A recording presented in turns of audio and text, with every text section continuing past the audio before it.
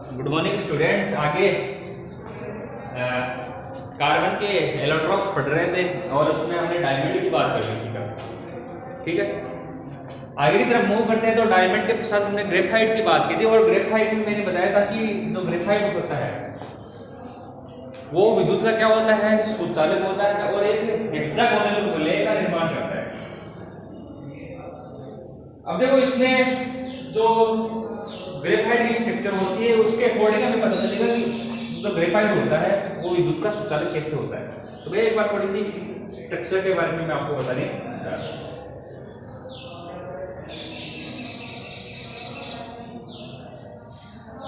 ठीक है, और स्ट्रक्चर के बारे में बताने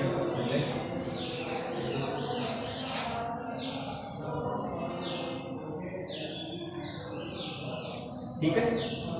देखो ग्रेफाइट की स्ट्रक्चर कुछ इस प्रकार की होती है, हेक्सागोनल गोले पाई जाती है। कल थोड़ा सा मैंने आपको आउटपुट दिया था इसका, ठीक है, थोड़ा छोटा लिखो ताकि आपको बता सकूं कैसे जुड़ी हुई होती है वनडरवाल ग्लोब के साथ।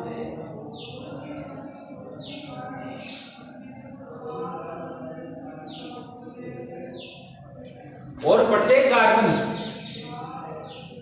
ट्राई बॉन्ड बनाता है, मतलब 3 बॉन्ड के द्वारा क्या होता है, जुड़ा हुआ रहता है।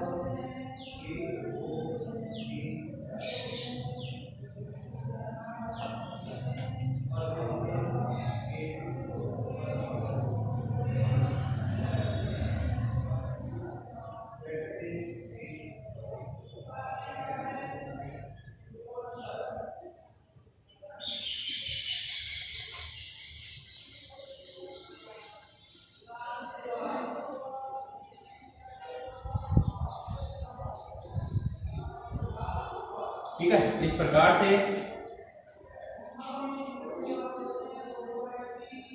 क्या करते हैं, आपस में जुड़े हुए रहते हैं। ठीक है, ऐसे ही ये कार्बन श्रृंखला कार्बन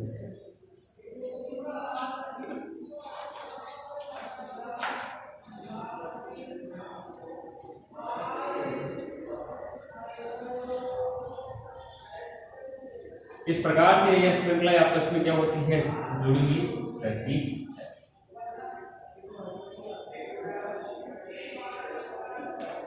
अब ध्यान से देखना, इसमें क्या होता है, हर एक कार्बन के बाद इसके पास क्या रहता है, एक मुक्त इलेक्ट्रॉन रहता है, ट्रिपल बॉन्ड के द्वारा क्या होती है, जुड़ी हुई रहती है।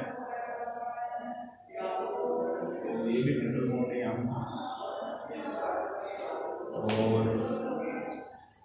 ये भी ट्रिपल बॉन्ड है यहाँ, ठीक है। और ये ट्रिपल बॉन्ड वही है, यहाँ पे ट्रिपल बॉन्ड कार्बन, ठीक है, यहाँ पे कार्बन ट्रिपल बॉन्ड के द्वारा हर एक कार्बन के पास क्या रहता है, यहाँ पे वैलेंस इलेक्ट्रॉन रहता है।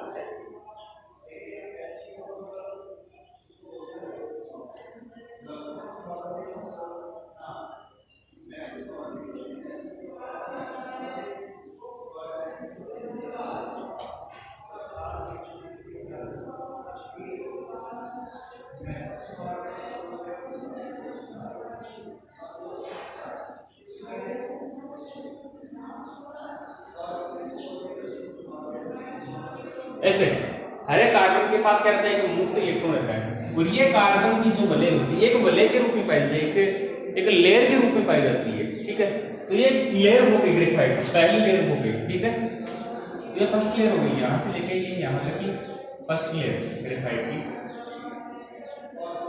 ओके, और दूसरी जो लेयर होती है वो इस पहली लेयर से वंडरवॉल आकर्षण बल के द्वारा क्या होती है, जुड़ी हुई रहती है।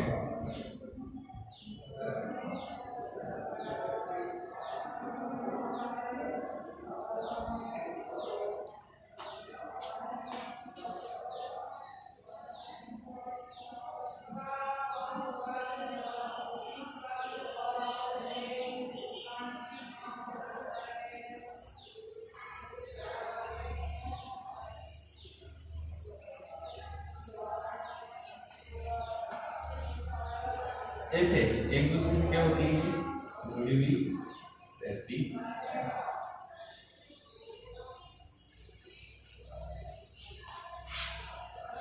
और यहां से आपको दिखाता हूं,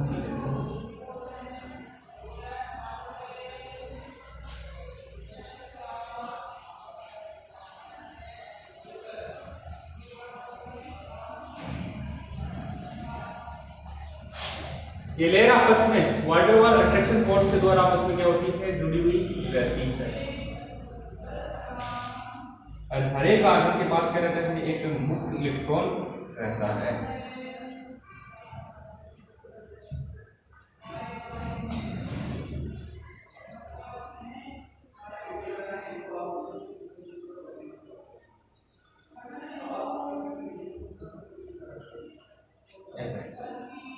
और इन हर एक कार्बन के पास क्या रहता है, एक मुक्त इलेक्ट्रॉन रहता है। अब देखो, ये वान डेर वाल अट्रैक्शन फोर्स के द्वारा एक लेयर सेकंड लेयर से क्या होती है, कनेक्ट रहती है। ये अपनी क्या हो गई, सेकंड लेयर हो गई है, यहां से लेके ये फर्स्ट लेयर हो गई है, ठीक है।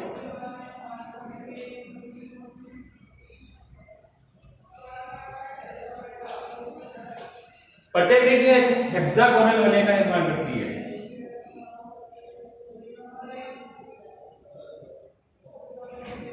और हेक्सागोनल रिंग में प्रत्येक कार्बन के पास क्या रहता है, एक मुक्त इलेक्ट्रॉन रहता है।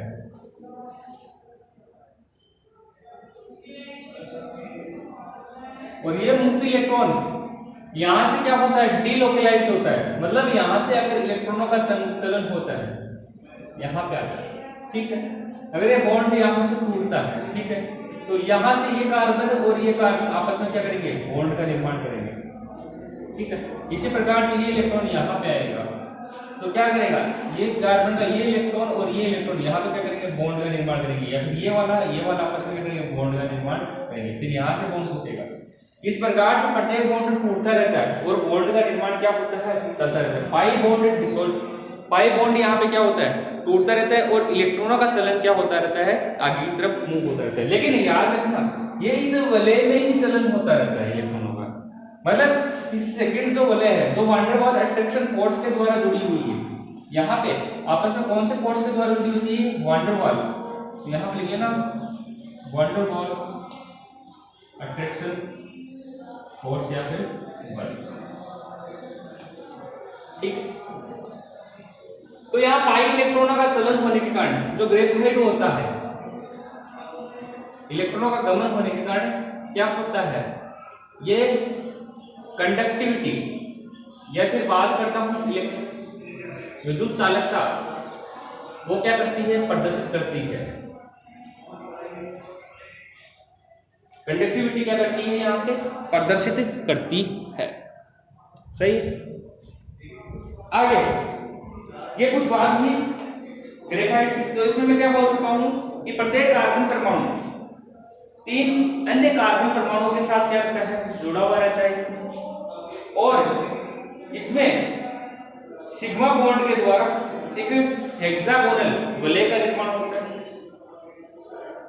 चौथा इलेक्ट्रॉन क्या करता है, यहाँ पाई बॉन्ड जो भी बना है उसका क्या करता है, डीलोकलाइजेशन करता है। और जैसे डीलोकलाइजेशन करता है तो यहाँ पे इलेक्ट्रॉनों क्या होता है, गमन होता है, जिसके कारण से क्या होता है, ग्रेफाइट विद्युत का क्या करता है, चालन प्रदर्शित करता है।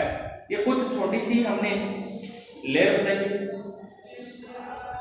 यार वान डेर वाल अट्रैक्शन फोर्स मैंने बता दिया, ठीक है।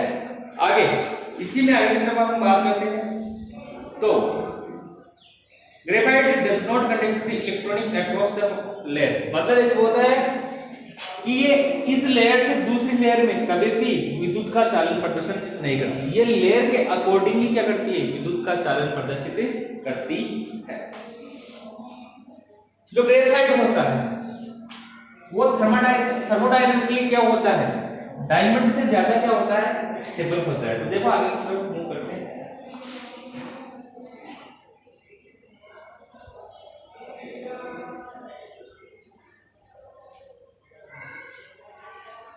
ये उतारे ना ये,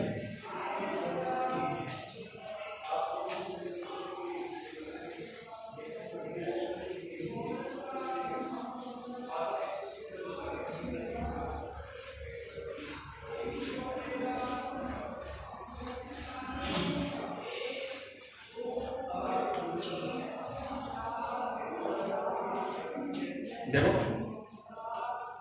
ऐसे बोला कि थर्मोडायनामिकली जो ग्रेफाइट होता है वो क्या होता है, मोस्ट स्टेबल होता है। कैसे? जैसे जो ग्रेफाइट होता है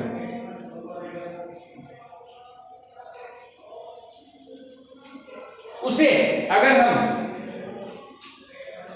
डायमंड में कन्वर्ट करना चाहते हैं तो इसके लिए हमें एक तो लॉन्ग टाइम मतलब बहुत ही ज्यादा समय की आवश्यकता होती है। दूसरा, इसके लिए जो एक्टिवेशन एनर्जी होती है, मतलब ग्रेफाइट में जो भी रिएक्शन होती है डायमंड में कन्वर्ट होने के लिए,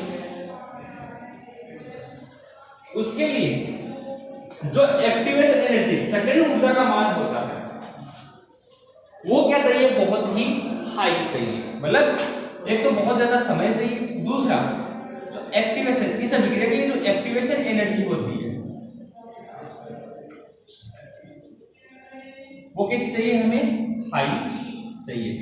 तो जो ग्रेफाइट होता है और जो डायमंड में कन्वर्ट होने की रिक्वायर्ड रखता है वो कैसी रखता है, फेवरेबल रखता है। मतलब ये आसानी से बहुत लंबे समय के पश्चात उच्च एक्टिवेशन एनर्जी के साथ क्या हो सकता है, ग्रेफाइट डायमंड में कन्वर्ट हो सकता। ये बात हो गई इसकी ग्रेफाइट। ठीक, बस इतना सा बहुत है। आगे तीसरा एलोट्रोप्स कौन सा होता है, फुलरिन होता है, जिसे हम बोलते हैं बकमिनिस्टर फुलरिन। बकमिनिस्टर कौन था, एक वैज्ञानिक था जिसने फुलरिन की खोज की थी, इसलिए इसके नाम पे ही बकमिनिस्टर फुलरिन भी कहा जाता है। तो इसके लिए ऐसे बोला जाता है कि जब ग्रेफाइट को गर्म किया जाता है या जलाया जाता है किसकी, वायु की अनुपस्थिति में, तो ये एक काले धुएं के साथ कार्बन 16 और कार्बन 72 प्रकार की यूनिट देता है। जो कार्बन 60 होती है वो होती है बकीबॉल। बकीबॉल का मतलब हो गया कि जो अपनी फुटबॉल होती है उसकी तरह की संरचना होती है, और कार्बन 72 जिसका हमें यहाँ पे अध्ययन नहीं करना है, उसका यहाँ पे जिक्र नहीं करना है, वो भी कुछ इस प्रकार की संरचना होती है। लेकिन जो कार्बन 60 होती है इसमें दो प्रकार की रिंग पाई जाती है। दो प्रकार की रिंग का मतलब हो गया, एक रिंग जो पाई जाएगी उसमें कार्बन परमाणु की संख्या कितनी होगी, 6 होगी, और दूसरी जो रिंग होगी उसमें कितनी होगी, 5 होगी। तो कार्बन परमाणु की संख्या 6 होगी, उसकी वैल्यू तो होगी 20 हमारे पास, और जो 5 होगी उसकी होगी कितनी, 15। तो यहां पे 5 मेंबर्ड रिंग होती है, उसकी तो रिंग हमारे पास कितनी प्राप्त होगी, 15 या 15 नहीं सॉरी 12, ये टोटल 32 होती है। और जो 6 मेंबर्ड रिंग होगी उसकी कितनी होती है, 20 या फिर 20 होती है। सर इसकी संरचना कैसी होती है, तो वो हम यहाँ क्या करते हैं,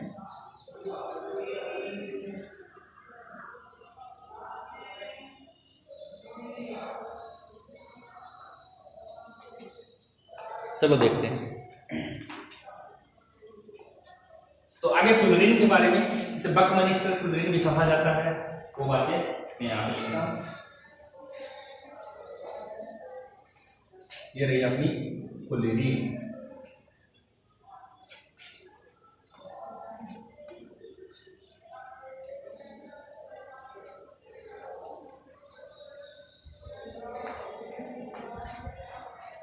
जो ग्रेफाइट होता है उसको हम क्या करते हैं, बर्न करते हैं, जलाते हैं, किसकी एब्सेंस में, एब्सेंस ऑफ एयर, हवा की अनुपस्थिति में। तो होता क्या है, जब इलेक्ट्रिक आर्क पे क्या करते हैं, गर्म करते हैं, तो जो ग्रेफाइट होता है वो किस में कन्वर्ट हो जाता है, फुलरिन में कन्वर्ट हो जाता है। और जो फुलरिन होती है उसमें दो प्रकार के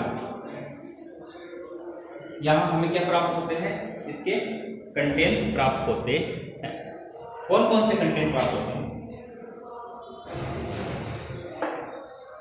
एक तो होता है C60 और एक होता है C70। इसका अध्ययन हमको नहीं करना है। C60 इसमें 5 मेंबर रिंग तो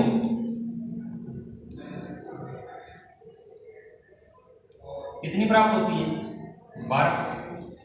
और 6 मेंबर रिंग कितनी प्राप्त होती है हमें? 20। मतलब टोटल रिंग कितनी प्राप्त होती है हमें? 30। मतलब 32 रिंग हमें क्या प्राप्त होती है यहाँ पे मिलती है। तो 6 मेंबर रिंग की तरफ लिखा हूँ, 6 मेंबर रिंग कितनी प्राप्त होती है? ठीक है। ये कुछ ग्रेफाइट के बारे में, रिंग के बारे में आपको बता रहा हूँ, फिर इसके स्ट्रक्चर के बारे में है।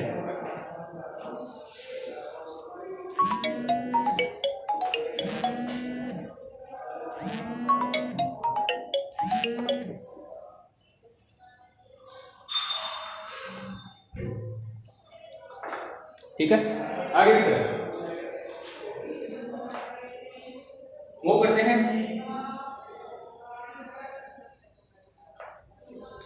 तो इसमें क्या होता है, 5 मेंबर्ड और 6 मेंबर्ड दो प्रकार की रिंग प्राप्त होती है। इसमें जो 5 मेंबर्ड रिंग होती है वो फ्यूज रहती है किसके साथ? 6 मेंबर्ड रिंग के साथ।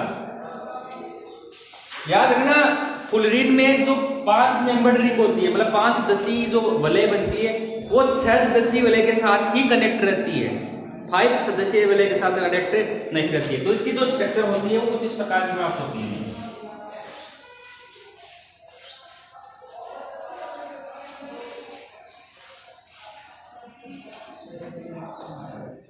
ये रही सर 5 मेंबर रिंग।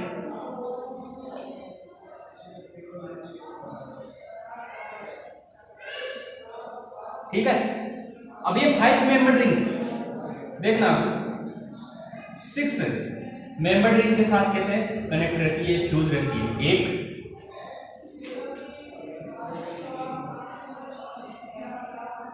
2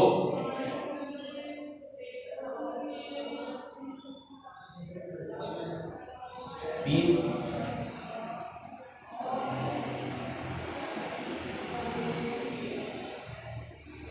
4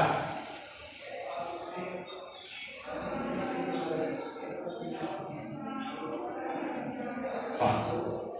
तो ये तो 5 मेंबर रिंग हो गई यहाँ, सही है। और ये इसके अलावा जो रिंग हमें प्राप्त हो रही है, कौन सी वाली? ये वाली 5 मेंबर रिंग के साथ जुड़ी हुई है 6 मेंबर रिंग, ये वाली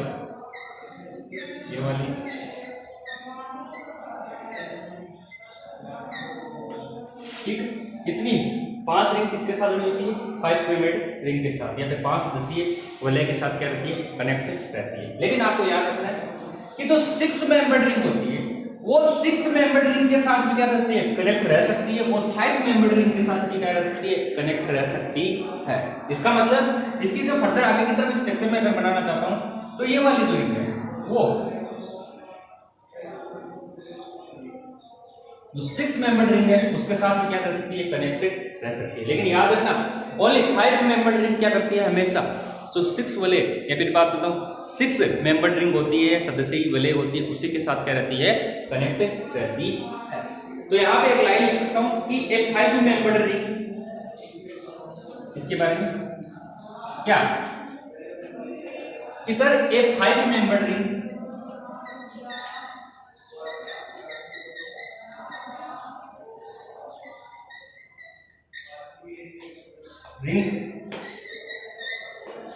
a 5 membered ring can only fuse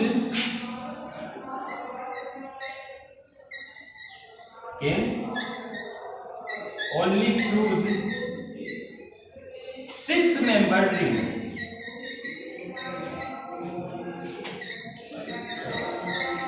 6 membered ring, but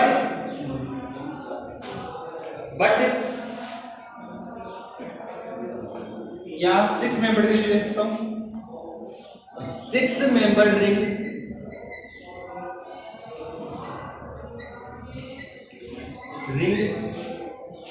के ह्यूज 5 मेंबर्ड एंड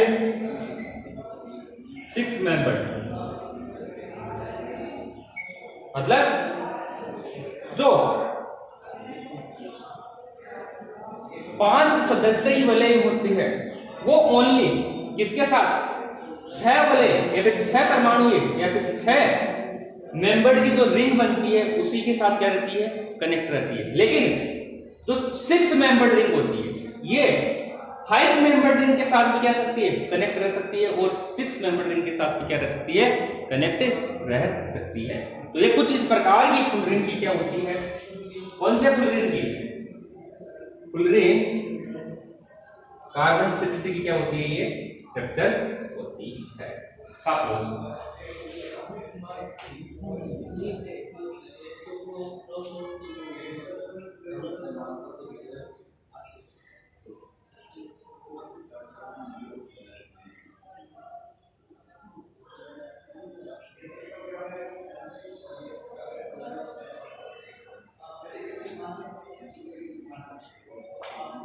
ये भैया आपके क्या हो गए, कार्बन के अपरूप हो गए।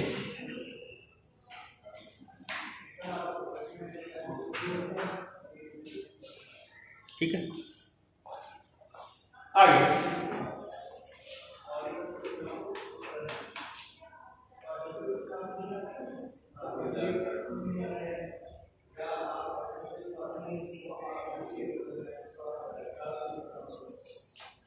ये हो गए अपने सिलेबस में किसके, कार्बन के प्रूफ दिए थे, हमने आपको क्या करा दिया, फिनिश करा दिए। पहले डायमंड की बात की थी, फिर हमने किसकी बात की थी, ग्रेफाइट की बात की थी, और अंत में फुल रिंग। तीनों के तीनों क्या हो गए, फिनिश हो चुके। आगे की तरफ मूव करता हूँ, और इसने जरा क्या था कि जो कार्बन के ऑक्साइड होते हैं उसकी प्रकृति के बारे में हमको क्या करना है, बताना है।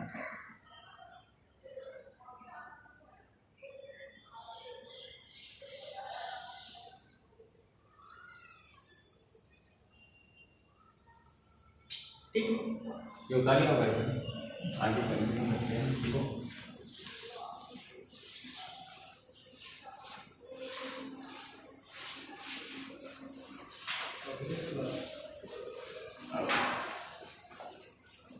अब देखो ऑक्साइड्स ऑफ कार्बन की बात करता हूं मैं।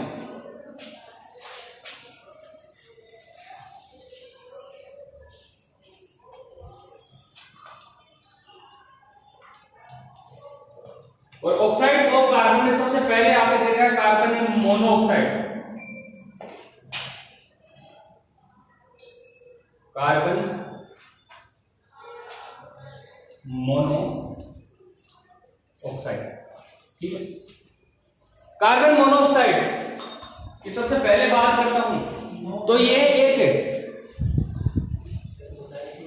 कलरलेस, ऑर्डरलेस, नेचुरल गैस होती है। मतलब अगर मैं इसकी पॉइंट की बात करता हूं तो सबसे पहला पॉइंट कौन सा हो गया, ये जो गैस होती है वो कैसी होती है, कलरलेस।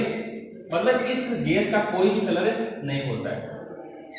ऑर्डरलेस, कोई क्रम नहीं होता।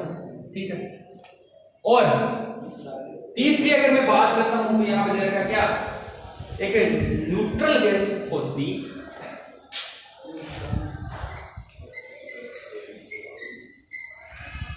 एक न्यूट्रल गैस होती, फर्स्ट इसकी प्रॉपर्टीज पढ़ते हैं। दूसरी अगर इसकी प्रॉपर्टी बात करता हूं तो इसको अगर गर्म किया जाता है तो एक नीली ज्वाला देती है। तो सेकंड क्या होगा, carbon monoxide Burns with air. अगर वायु के साथ इसको गर्म किया जाता है तो ये एक ब्लू फ्लेम देती है, मतलब एक नीली ज्वाला देती है।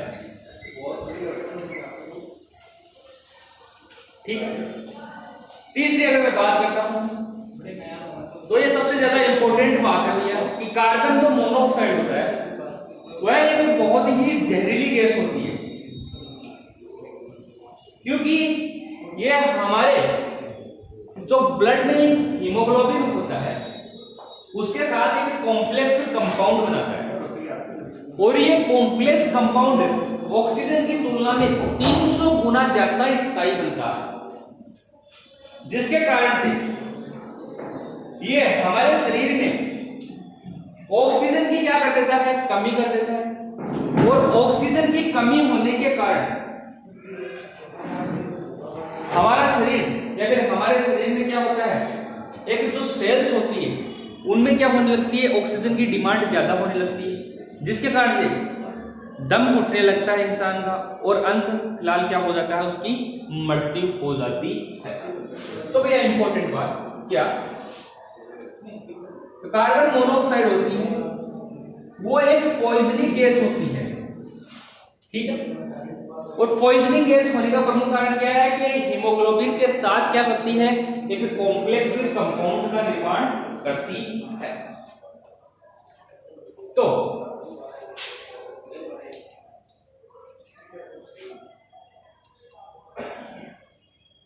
एक पॉइजनस गैस होती है, और एक पॉइजनस गैस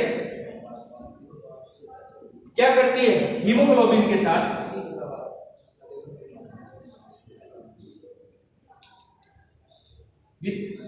हीमोग्लोबिन के साथ क्या बनाती है, एक कॉम्प्लेक्स कंपाउंड का निर्माण करती है, फॉर्म ए कॉम्प्लेक्स कंपाउंड। और जो एक कॉम्प्लेक्स कंपाउंड होता है वो क्या होता है, मोर स्टेबल, ज्यादा स्थायी होता है, कंपेयर टू किसकी तुलना में,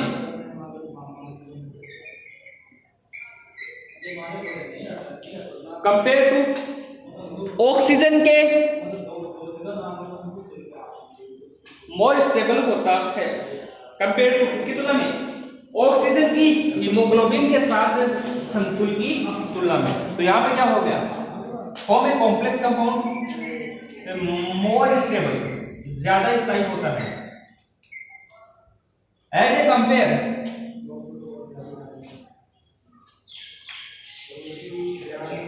ए कंपेयर ऑक्सीजन, यहां आपकी तरफ लिखिए ना, as a compare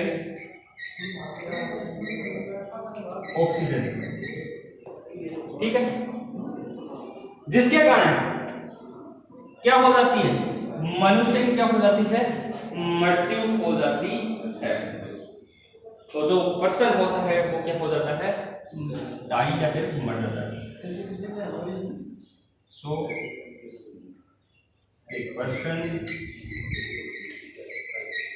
will be die। तो जो मनुष्य होता है उसकी क्या हो जाती है, मृत्यु हो जाती है। तो एक बार फिर से देखेगा, एक कार्बन मोनोऑक्साइड होती है जिसे हम फिर से CO से प्रदर्शित करते हैं, और सबसे पहली बात तो ये कलरलेस होती है, ऑर्डरलेस, और एक न्यूट्रल गैस होती है। ये कार्बन मोनोऑक्साइड अगर वायु के साथ गर्म किया जाता है तो एक ब्लू फ्लेम मतलब नीली ज्वाला देता है। तीसरी इंपॉर्टेंट बात क्या हो गई कि सर ये पॉइजनिंग गैस होती है, क्यों, क्योंकि जैसे ये हीमोग्लोबिन के साथ मिलती है तो एक स्थायी कॉम्प्लेक्स कंपाउंड का निर्माण करता है, और ये स्थायी कॉम्प्लेक्स कंपाउंड ऑक्सीजन की कंपेयर क्या रहता है, ज्यादा स्थायी रहता है, जिसके कारण कितने गुना, 300 गुना ज्यादा स्थायी रहता है, जिसके कारण क्या होता है, हमारे शरीर में सेल्स में ऑक्सीजन की क्या हो जाती है, कमी हो जाती है। और जैसे शरीर में कोशिकाओं में ऑक्सीजन की कमी होती है तो उस मनुष्य की क्या हो सकती है, मृत्यु हो सकती है। ये हो गई किसकी बात, कार्बन मोनोऑक्साइड की बात। आगे कार्बन मोनोऑक्साइड के बारे में आगे पढ़ेंगे हम, इसकी नेचर कैसी होती है सर, ये किस प्रकार के कंपाउंड बना सकती है, तो ये सारी बातें हम कल करेंगे। तो कल यहाँ से आगे की तरफ क्या करेंगे, कंटिन्यू करेंगे। Thank you so much.